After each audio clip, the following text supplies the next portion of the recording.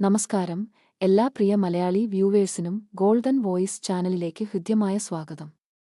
ദിവസേനയുള്ള സ്വർണ്ണവില വിപണി നിരക്കുകൾ നേരത്തെ കൃത്യമായി മനസ്സിലാക്കുവാൻ ഈ ചാനൽ നിർബന്ധമായും സബ്സ്ക്രൈബ് ചെയ്യുക.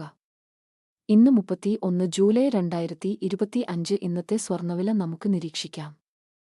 വിലയിൽ പുതുതായി ഉണ്ടാകുന്ന വില വ്യത്യാസങ്ങൾ കമന്റ് ബോക്സിൽ അപ്ഡേറ്റ് ചെയ്യുന്നതാണ്.